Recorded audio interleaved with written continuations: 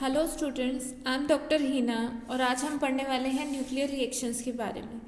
Nuclear reactions is basically the conversion of nucleus of an element into a nucleus of another element is called a nuclear reaction.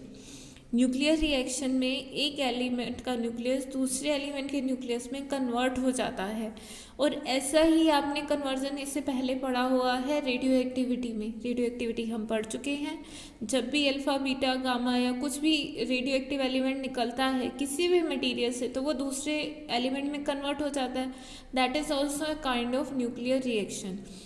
और हमारे पास natural radio active material के साथ साथ आज की date में बहुत सारे आर्टिफिशियल रेडियो एक्टिव एलिमेंट भी हैं। और जो इसका सबसे पहला कह लो एक्सपेरिमेंट था artificial radioactive nuclear disintegration पे, वो किसने किया था? Sir Ernest Rutherford. Basically Rutherford को न्यूक्लियर फिजिक्स का फादर भी आप कह सकते हैं क्योंकि उन्होंने स्टार्टिंग की थी।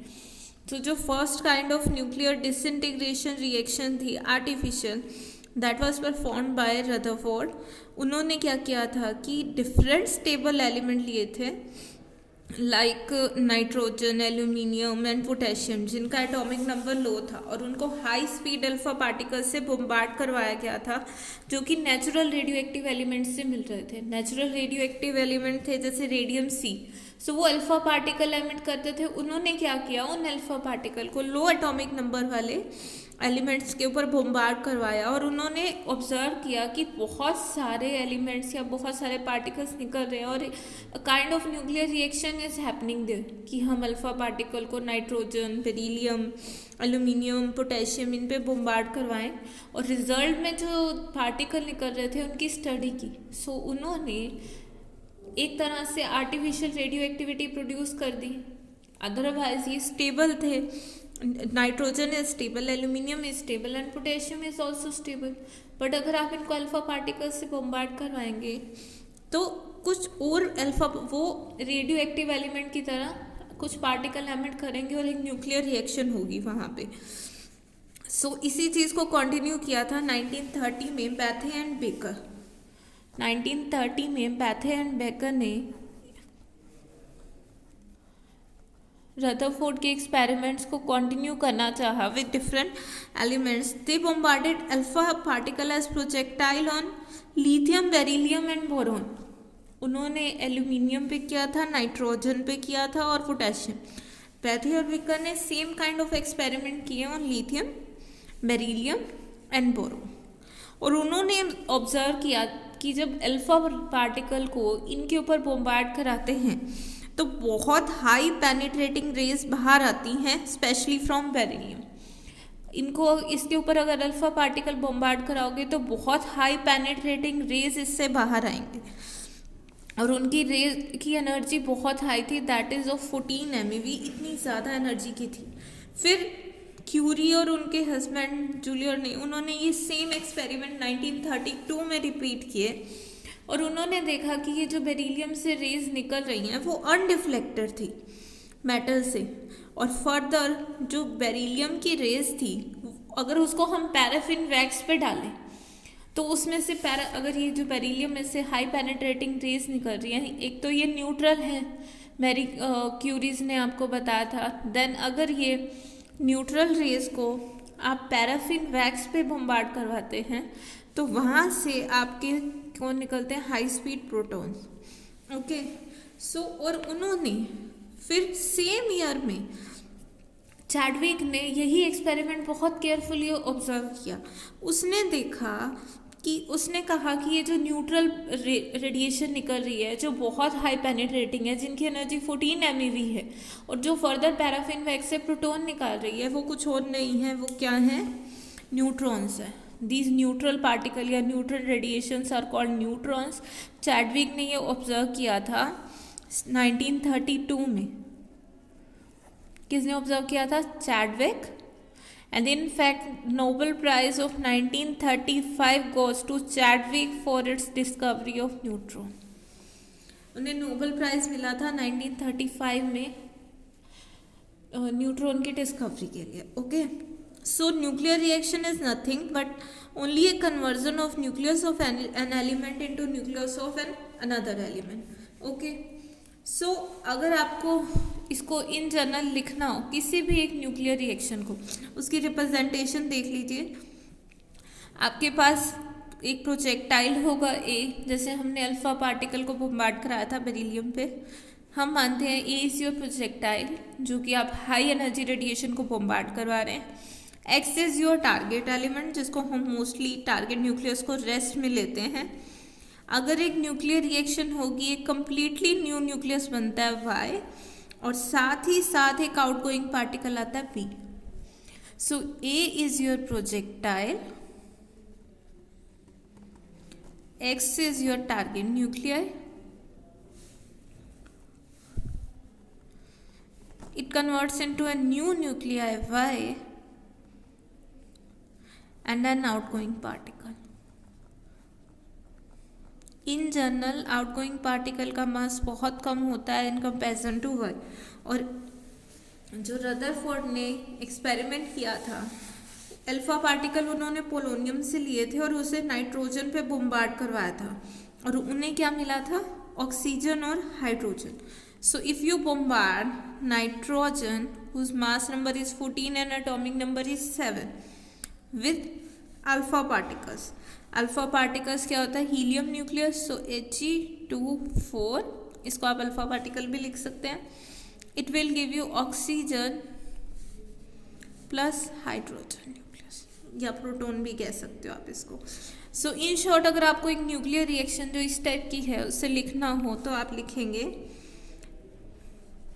X A B Y. इस तरह अगर एक रिएक्शन लिखी जाती है, उसका मतलब होता है कि एक्स आपका टारगेट न्यूक्लियाई है, ए प्रोजेक्टाइल है, बी आउटगोइंग पार्टिकल है, और वाई जो न्यूक्लियस फॉर्म हो है वो है. इस रिएक्शन को इस फॉर्म में लिखना हो तो नाइट्रोजन, अंदर alpha particle, outgoing particle is your proton, 1H1 is proton, and plus oxygen. इस तरह से हम लिखेंगे न्यूक्लियर रिएक्शन को. ये उसकी रिप्रेजेंटेशन है न्यूक्लियर रिएक्शन की, ध्यान देना. This is representation of nuclear reaction. हमने न्यूक्लियर रिएक्शन कर लिया, क्या होता है, और इसकी हिस्ट्री पढ़ ली है, कैसे रिप्रेजेंट करते हैं वो लिख लिया. और अब हम करेंगे Rutherford experiment of artificial transmutation. Transmutation basically is the conversion. Transmutate किया मीन्स उसने कन्वर्ट करा एक न्यूक्लियस को दूसरे न्यूक्लियस में. सो रदरफोर्ड ने सबसे पहले शुरू किया था. रदरफोर्ड ने 1919 में सबसे पहले अल्फा पार्टिकल को बम्बार्ड करवाया था, and this is setup of for artificial transmutation used by Rutherford. This is Rutherford experiment for artificial transmutation.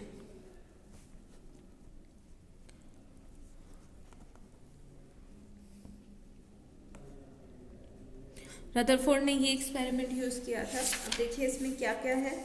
सबसे पहले रदरफोर्ड ने कौन सी रिएक्शन की थी? ये रिएक्शन हमारे सामने है. उसने अल्फा पार्टिकल को नाइट्रोजन से बम्बार्ड करवाया था, ऑक्सीजन मिली थी और एक प्रोटॉन था. सो उसने जो यूज़ किया था operators, that is very sensitive. उसमें क्या था कि एक बॉक्स है B, that is open at one end, एक एंड इसका खुला है, और एक यहाँ पे this F is your silver foil, S is your zinc sulphide screen. ये आपका सिल्वर फॉयल है, and this is your zinc sulphide screen. ये फोटो सेंसिटिव मटेरियल होता है. इस पर कोई भी अगर पार्टिकल जाएगा तो स्किंटिलेशन प्रोड्यूस होगी. स्किंटिलेशन मीन्स अगर इस पर कोई भी चीज़ जाएगी तो एक चिंगारी या चमक इस तरह से निकलेगी और हमें पता चलेगा कि कोई पार्टिकल आया है. ओके, इस ओपन एंड के सामने रखा गया है. इसको ओपन एंड के सामने हमने सिल्वर फॉयल और जिंक सल्फाइड स्क्रीन रखी है, और स्क्रीन के बाद इसमें कितनी स्किंटिलेशन हुई है वो एक माइक्रोस्कोप से हम ऑब्जर्व करते हैं. This is a microscope. अगर कोई बहुत छोटी है जो हमसे छूट गई है तो वो माइक्रोस्कोप हमें हेल्प करेगा उसको स्टडी करने में. अल्फा पार्टिकल का जो सोर्स उन्होंने यूज़ किया था दैट वाज रेडियम सी, जिससे आप पोलोनियम भी कहते हैं. वो यहाँ डी प्लेस पे रखा हुआ है. दिस डी पे, और उसका डिस्टेंस यहाँ से हम वेरी कर सकते हैं स्क्रीन से, ये वेरिएबल है डिस्टेंस। और ये सिल्वर फॉइल इतना थिक है कि हम ये जो इंसिडेंट अल्फा पार्टिकल यहाँ से निकल रहे हैं इनको ऑब्जॉर्व कर लेगा, क्योंकि हमें क्या देखना है कि न्यूक्लियर रिएक्शन हो रही है या नहीं हो रही। तो हम इंटरेस्टेड हैं इस आउटगोइंग पार्टिकल में बी, या फिर कह लो कि दिस प्रोटोन इस रिएक्शन में। अल्फा पार्टिकल का सोर्स यहाँ रखा है, ये सिल्वर फॉइल इसीलिए लगाया कि यहाँ से अल्फा पार्टिकल यहाँ रिएक्शन होने के बाद कोई बच जाता है तो ये सिल्वर फॉइल उसको एब्सॉर्ब कर लेता है। ओके, सो लेट्स सी, यहाँ पे दो वॉल खुले हैं टी, ये दोनों ट्यूब हैं, यहाँ से डिफरेंट गैस अंदर आती है, यहाँ इंटरेक्शन होती है और यहाँ से गैस बाहर चली जाती है। ओके, सो आइंस्टीन ने बहुत सारे जो मटेरियल थे, एलिमेंट थे, उनकी गैसेस अंदर डाली और बाहर चली गई। सो जब उसने ऑब्जर्व किया कि गैसेस उसने डाली like carbon dioxide room temperature पे डाली, ऑक्सीजन डाली, नाइट्रोजन गैस डाली। So he observe when oxygen और carbon dioxide was there at atmospheric pressure, no scintillation is observe when the source is at 7 centimetre और more away. जब ये distance, your x distance will greater than 7 centimetre, minimum 7 centimetre या ज़्यादा हो, और gas आप use करो carbon dioxide and oxygen at room temperature atmospheric pressure, उस टाइम पे कोई भी स्किंटिलेशन नहीं थी। मैं अभी ऑब्जर्वेशन बता रही हूँ। और जब आप गैस को रिप्लेस कर देते हो, कार्बन डाइऑक्साइड और ऑक्सीजन की जगह आप नाइट्रोजन गैस लेते हैं अगर हम, सो उस केस में हमें स्किंटिलेशन मिल रहे थे कि इवन ये distance and even excess greater nearly equals to 40 centimetre. जब ये 40 सेंटीमीटर्स था तब भी हमें स्किंटिलेशन मिल रहे थे, हमें ऑब्जर्व हो रहा था।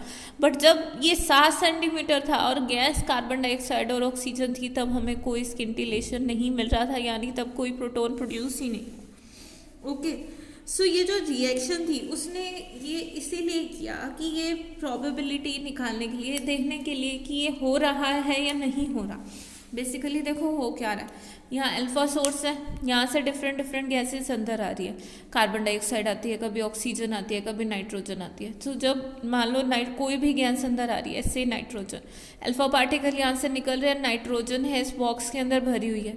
सो अल्फा पार्टिकल उनके साथ इंटरेक्ट करते हैं, ये न्यूक्लियर रिएक्शन होगी तो हमें क्या मिलेगा, नाइट्रोजन आपकी ऑक्सीजन में कन्वर्ट हो जाएगी और साथ ही साथ हमें एक प्रोटॉन मिलेगा। बट और सिल्वर फॉइल लगी हुई है कि कुछ अल्फा पार्टिकल जो इंटरेक्ट करेंगे वो तो प्रोटॉन बन गए और ये चेंज हो गया, बट जो बचे हुए हैं वो सिल्वर फॉइल उनको अब्जॉर्ब कर लेगा। इस स्क्रीन तक सिर्फ प्रोटॉन पहुंचेंगे जो कि इस रिएक्शन से प्रोड्यूस हुए हैं। ओके, तो ये तो था कि एक्चुअल हो क्या रहा है, या ट्रांसम्यूटेशन, आर्टिफिशियल ट्रांसम्यूटेशन होती कैसे है। साथ ही साथ आइंस्टीन रदरफोर्ड ने ये भी ऑब्जर्व किया था कि ये जो एक्सपेरिमेंटल रिजल्ट थे उसने एक चीज़ बताई कि rate of disintegration is very small, that means only 1 proton was produce for about 1 million of alpha particle passing through gas. But इसका रिएक्शन क्रॉस सेक्शन बहुत कम है। अगर 1 मिलियन यानी 10⁶ अल्फा पार्टिकल प्रोड्यूस हो रहे हैं तो सिर्फ एक ही अल्फा पार्टिकल ये रिएक्शन कर रहे हैं। इसका क्या मतलब है कि जो न्यू स्टेबल न्यूक्लियाई बन रहे हैं या out of other stable nuclei, ये बनाना बहुत मुश्किल है। और ये ऑब्जर्व करने के लिए सोचो कितना सेंसिटिव इंस्ट्रूमेंट चाहिए होगा कि वो 1 लाख में से एक अगर वो प्रोड्यूस कर रहा है तो वो उसको भी बता रहा है। Okay, so this is the basic experimental setup which have used by the Rutherford. Further, Rutherford and Chadwick, they have jointly improved this setup during the era 1921 to 1924. They showed that the protons are liberated in the same manner from all elements from boron to potassium except for carbon and oxygen. उन्होंने setup improve किया। पहले carbon dioxide, oxygen और nitrogen gases थी, उन्होंने jointly Rutherford और Chadwick ने मिलके इस एरा में बहुत सारे एक्सपेरिमेंट किए और गैसेस को उन्होंने बदल दिया, elements from boron to potassium.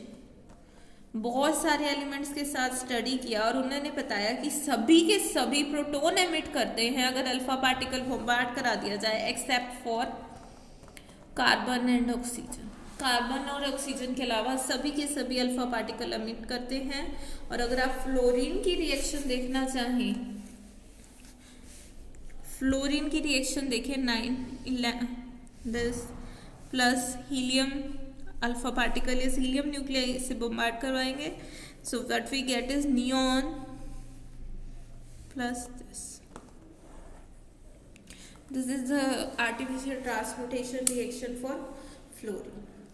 Okay, so this is nuclear reaction, artificial transportation and the setup used by the Rutherford. Next अगर हम प्रोजेक्टाइल की बात करें, आज तक even more than 500 artificial radio isotope form हो चुके हैं इन ट्रांसम्यूटेशन की वजह से, बट मेनली जो हम प्रोजेक्टाइल यूज करते हैं they are restricted only as, जो ज़्यादातर हम प्रोजेक्टाइल यूज करते हैं, एक तो अल्फा पार्टिकल, दूसरा प्रोटॉन, तीसरे अगर हम बात करें तो deuteron, then neutron and then gamma rays. Mainly ये 5 ही प्रोजेक्टाइल हम ज़्यादा यूज़ करते हैं रिएक्शन में, न्यूक्लियर रिएक्शन में या, और ये 5 रिएक्शन अगर 5 प्रोजेक्टाइल अगर आप डिफरेंट टारगेट्स पे डालोगे तो मोर than 500 artificial radio active element produce हो चुके हैं ऑलरेडी और अभी भी और करते जा रहे हैं। Okay, so this is the nuclear reactions.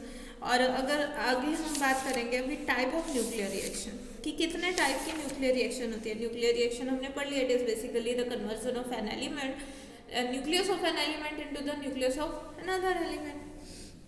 अगर आप टाइप की बात करें, न्यूक्लियर रिएक्शन 2 टाइप की होती है, one is compound nuclear reaction and one is direct nuclear reaction. So अब ये कंपाउंड न्यूक्लियर रिएक्शन और डायरेक्ट न्यूक्लियर रिएक्शन क्या है? So first one is your compound nuclear reaction. Now what is this compound nuclear reaction? So सबसे पहले ये जो compound nucleus या कंपाउंड न्यूक्लियर रिएक्शन है, इसको थ्योराइज किया था या प्रपोज किया था इसे 1936 में बोहर ने। नील बोहर, इनके बारे में आप सब जानते हैं। इन्होंने बताया था कि जो न्यूक्लियर रिएक्शन होती है या एक कंपाउंड न्यूक्लियस होता है, सबसे पहले इन्होंने उससे प्रपोज किया था। अब सबसे पहले कंपाउंड न्यूक्लियस क्या है? न्यूक्लियर रिएक्शन आप सबने पढ़ी है, एक एलिमेंट दूसरे में कन्वर्ट होता है। अभी हमने करा था कि अल्फा पार्टिकल न्यूट्रोजन के ऊपर डालेंगे तो हमें ऑक्सीजन और प्रोटॉन मिलेगा। So what he said is कि जब एक प्रोजेक्टाइल आता है टारगेट न्यूक्लियस के ऊपर, सो फर्स्ट ऑफ ऑल वो दोनों कंबाइन होते हैं, थर्ड टाइम के लिए एक इंटरमीडिएट स्टेट बनाते हैं, that is called compound nucleus. और फिर वो कंपाउंड न्यूक्लियस आगे ब्रेक करता है जो कि हमें प्रोडक्ट न्यूक्लियस और आउटगोइंग पार्टिकल देता है। देखिए, इसके अकॉर्डिंग इंसिडेंट हमारा एक प्रोजेक्टाइल होता है ए, जो कि हम टारगेट न्यूक्लियस पे बोम्बार्ड कराते हैं एक्स। अभी तक हमने न्यूक्लियर रिएक्शन पढ़ी है कि इट विल गिव्स यू, क्या होगा, इस ए और एक्स हमें वाई प्लस डी देते हैं, outgoing particle plus new nucleus. So इसके अकॉर्डिंग कुछ रिएक्शन में ही जब ये एनर्जी, इंसिडेंट एनर्जी लो होती है, प्रोजेक्टाइल और एक्स टारगेट न्यूक्लियस दोनों कंबाइन करके कंपाउंड न्यूक्लियस बनाते हैं सी। दिस इज अनस्टेबल वन, इसका लाइफ टाइम बहुत कम होता है, नियर अबाउट 10⁻⁻15 सेकेंड, इतनी देर के लिए ये रहता है। ये फर्दर डीके हो जाता है किसमें, आउटगोइंग पार्टिकल में और new nucleus, outgoing particle and new nucleus. Okay, so जो न्यूक्लियर की अगर हम बात करें, सो ये 2 टाइप में कंप्लीट होती है, 2 स्टेप में ये nuclear reaction. First of all incident particles strike the target nucleus and they to compound to form a new nucleus C, which is called your compound nucleus, which is relatively stable. Normal एक reaction होने में nuclear reaction होने में 10⁻⁻21 second लगता है, but compound nucleus बनेगा और वो स्टेबल रहता है 10⁻⁻15 सेकेंड के लिए और वो फर्दर डिके हो जाता है। Okay, so after the formation of compound nucleus it then disintegrates by emitting a product particle outgoing particle and a new nucleus, या फिर जिसे आप पेरेंट न्यूक्लियस या प्रोडक्ट डॉटर न्यूक्लियस या फिर प्रोडक्ट न्यूक्लियस भी कहते हैं। सो बोहर ने प्रपोज किया था ये मैकेनिज्म, क्योंकि इन जनरल रिएक्शन हो रही थी 10⁻21 सेकेंड या उससे भी कम टाइम में। कुछ रिएक्शन होने में ज़्यादा टाइम लगा था, तो बोहर ने प्रपोज किया कि वो एकदम से रिएक्ट करके आउटगोइंग पार्टिकल और प्रोडक्ट न्यूक्लियाई ना बना के एक इंटरमीडिएट स्टेबल न्यूक्लियाई बनाता है, नॉट स्टेबल, सेमी स्टेबल कह लो या मेटा स्टेबल, जिसका लाइफ टाइम ज़्यादा होता है और वो थोड़ा टाइम बाद खुद से ही डिके कर जाता है। ओके, इसका लाइफ टाइम जो है 10⁻15 सेकेंड का होता है, और इसको देख के आप प्रेडिक्ट नहीं कर सकते कि किस तरह का बना, और आउटगोइंग अगर आप देखोगे it can decay in many number of ways. Okay, like एक एग्जांपल देते हैं आपको, 13 एल्यूमिनियम 27, इसके ऊपर अगर आप हाइड्रोजन, ये क्या होता है प्रोटोन की बम्बार्डमेंट कराओगे तो एक स्टेबल न्यूक्लियस बनता है, that is called your silicon. This is compound nucleus, ये कंपाउंड न्यूक्लियर रिएक्शन है, यहाँ सिलिकॉन बनेगा। इसके बाद सिलिकॉन में डिके इनटू सिलिकॉन प्लस ए न्यूट्रॉन, एक मास नंबर कम हो गया है। इट में decay into sodium with the emission of 3 proton plus a neutron. It में डिके, ये सिलिकॉन भी रह सकता है, एल्यूमिनियम में भी डिके हो सकता है। एल्यूमिनियम के 2 आइसोटोप हैं, किसी में भी ये डिके हो सकता है, एक बार प्रोटॉन निकलेगा, एक बार न्यूट्रॉन निकलेगा। या फिर मैग्नीशियम में भी with the emission of alpha particle, या फिर 2 हीलियम 4। ओके, सो आप प्रिडिक्ट नहीं कर सकते कि कौन सा पार्टिकल न्यूक्लियस से बाहर आएगा। इनका अपना रिएक्शन क्रॉस सेक्शन है, किसी की प्रोबेबिलिटी ज़्यादा है और किसी की कम है। बट अगर आप एक सिंगल एल्यूमिनियम के ऊपर हाइड्रोजन को बम्बार्ड करवा रहे हो तो कंपाउंड न्यूक्लियस सिलिकॉन बनेगा, this is for sure. But उसके बाद वो किस तरह से डिके होगा यू कांट प्रिडिक्ट। अब जस्ट उनकी परसेंटेज बता सकते हो कि हाँ जी इसकी इतनी प्रोबेबिलिटी है, बट एग्जैक्टली नहीं बता सकते कि कौन सा कितने में डिके करेगा। So this is one kind of reaction which is known as a compound nuclear reaction. Second है आपके पास direct reactions. Direct reaction are those reaction which proceeds without the formation of compound nucleus. Simply जिसमें compound nucleus नहीं बनता वो direct reaction है। ये एक 1 स्टेप प्रोसेस है, मीन्स इसमें इंसिडेंट पार्टिकल जो है टारगेट न्यूक्लियस के साथ बहुत कम टाइम के लिए इंटरेक्ट करता है कि कंपाउंड न्यूक्लियस बन सके। कंपाउंड न्यूक्लियस बनने के लिए मिनिमम टाइम चाहिए 10⁻⁻15 सेकेंड के, उससे बहुत जल्दी हो जाती है रिएक्शन 10⁻21 सेकेंड या 10⁻18 second. Okay, so these reactions are known as the direct nuclear reaction. ये जो हैं these are more prone at the low energies. जब इंसिडेंट पार्टिकल की एनर्जी थोड़ी प्रोजेक्टाइल की लो होती है तो इसके चांसेस ज़्यादा होते हैं। बट अगर उसकी एनर्जी से 5 MeV या उससे ज़्यादा हो जाती है इंसिडेंट प्रोजेक्टाइल की, तो इन रिएक्शन के होने के चांस ज़्यादा हो जाते हैं, क्योंकि वो उसकी स्पीड बहुत ज़्यादा है तो इतना टाइम इंटरेक्शन में नहीं लग पाता। ये लो एनर्जी पे होती हैं और ये डायरेक्ट रिएक्शन हाई एनर्जी पे होती हैं। ओके, और साथ ही साथ जो आउटगोइंग पार्टिकल है उसकी कुछ कैरेक्टरिस्टिक होती हैं जो कि कंपाउंड न्यूक्लियस की थ्योरी से एक्सप्लेन नहीं की जाती। फर्स्ट ऑफ ऑल कि हाई एनर्जी पे बहुत ज़्यादा पार्टिकल निकलते हैं, जितना हम एक्सपेक्ट करते हैं उससे ज़्यादा नंबर ऑफ पार्टिकल निकलते हैं। Forward peaking of the higher energy particle in the spectrum with the symmetric angular distribution. आपको ये टर्म्स याद रखनी है, आपके सिलेबस के अकॉर्डिंग टिपिकल है। तो ये 3 टर्म है, first is emission of excess particles, second is forward peaking of high energy particle. Means अगर आप देखें कि जो हाई एनर्जी ये रिएक्शन हो रही है, जो आउटगोइंग पार्टिकल निकल रहे हैं, तो अगर इंसिडेंट की एनर्जी हाई है, जो आउटगोइंग पार्टिकल निकल रहा है, तो उसमें बहुत सारे चांसेस होते हैं। ज़रूरी नहीं है कि एक ही पर्टिकुलर रिएक्शन हो, ज़्यादा भी हो सकती है। तो जो हायर एनर्जी के पार्टिकल हैं उनके निकलने के चांसेस ज़्यादा रहते हैं आउटगोइंग पार्टिकल के। और third one is your gradual and monotonic dependence of the yield of atomic particle on bombarding energy. उसकी डिपेंडेंस ग्रेजुअल है और मोनोटोनिक है, तो वो कंपाउंड न्यूक्लियस से एक्सप्लेन नहीं कर सकते। कंपाउंड न्यूक्लियस में बहुत सारे प्रोबेबिलिटी रहती है कि ये भी होगा, ये भी होगा, ये होगा, उसमें ऐसा नहीं है, वो डायरेक्ट ही। So that's why they are called direct reaction. और अगर एक टर्म और है टर्मिनोलॉजी, अगर आज हम बात कर रहे हैं तो बेसिक न्यूक्लियर रिएक्शंस की, these are natural nuclear time. This is the reaction time, या आप कह लो it is the time taken by incident particle to travel across the nucleus. Incident particle को न्यूक्लियस को ट्रैवल करने में कितना टाइम लगेगा, that is known as the natural nuclear time. Suppose कीजिए इंसिडेंट पार्टिकल जो है आपके पास, उसकी एनर्जी है 1 MeV, ओके। सो उसकी स्पीड अगर आप निकालना चाहो नियरली 10⁷ मीटर पर सेकेंड होगी, और न्यूक्लियस का डायमीटर क्या होता है, diameter of nucleus is order of 10⁻⁻14 metre. So nuclear time, अगर आप नेचुरल न्यूक्लियर टाइम निकालना चाहो, it is basically the distance divided by velocity. So 10⁻⁻14 metre divided by 10⁻7 metre per second, it is nearly 10⁻11 21 second. This is the natural nuclear time.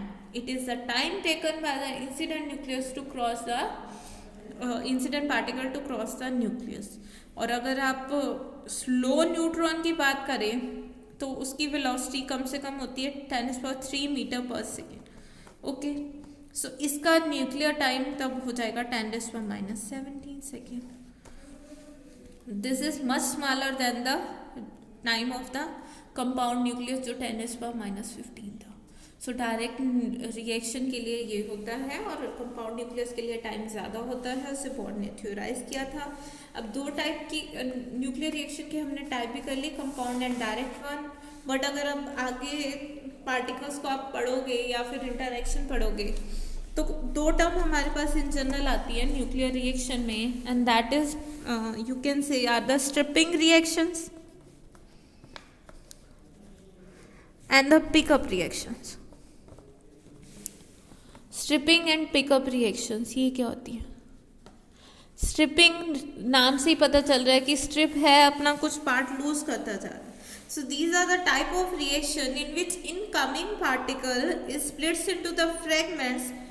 Incoming particle दो fragment में टूट जाता है, उनमें से एक टारगेट न्यूक्लियस एब्जॉर्ब कर जाता है और दूसरा एज इट इज बाहर चला जाता है। ये डायरेक्ट न्यूक्लियस की टाइप है, इसमें कुछ कंपाउंड न्यूक्लियस नहीं बनता है। So it is a type of direct nucleus direct reaction. सबसे पहले दो टाइप की रिएक्शन थी, direct and compound. Direct further two types की होती है, stripping and pickup reaction. Stripping reaction में इंसिडेंट जो प्रोजेक्टाइल है, that incident projectile will splits into two parts. One is two parts. One may be treated as the outgoing particle and the second one is absorbed by the target nucleus. Okay, example देखना चाहिए striping reaction के, तो अगर incident projectile neutron है और बाद में मिला प्रोटॉन, तो एक न्यूट्रॉन एब्जॉर्ब कर लिया टारगेट ने। इंसिडेंट न्यूट्रॉन था, आउटगोइंग हो गया न्यूट्रॉन। इंसिडेंट ट्राइट्रॉन था और आउटगोइंग होगा प्रोटॉन। इंसिडेंट था अल्फा पार्टिकल और बाद में मिला प्रोटॉन। ऐसी ही एक रिएक्शन हमने पढ़ी थी, इंसिडेंट अल्फा पार्टिकल था और बाद में आया प्रोटॉन, जो नाइट्रोजन की आज करी है। This is also an example of stripping reaction. Other क्या होती है? Pickup reaction. पिकअप नाम ही बता रहा है कि इंसिडेंट प्रोजेक्टाइल टारगेट न्यूक्लियस से कुछ उठा रहा है, पिकअप कर रहा है। So pickup reaction, in pickup reaction incident particle removes and thus absorb one of the nucleon from the target nucleus. target nucleus से कुछ न्यूक्लियन ले रहा है और वो पिकअप रिएक्शन बन गई है। एग्जाम्पल क्या है कि अगर इंसिडेंट पार्टिकल प्रोजेक्टाइल या इंसिडेंट प्रोजेक्टाइल प्रोटॉन था, उसने टारगेट न्यूक्लियस से कुछ न्यूक्लियन लिए और वो बन गया अल्फा पार्टिकल। प्रोटॉन बन गया ड्यूट्रॉन, प्रोटॉन बन गया ट्राइट्रॉन या 3 हीलियम, या ड्यूट्रॉन या 3 क्या इसने लिया तो 3 हीलियम बन गया।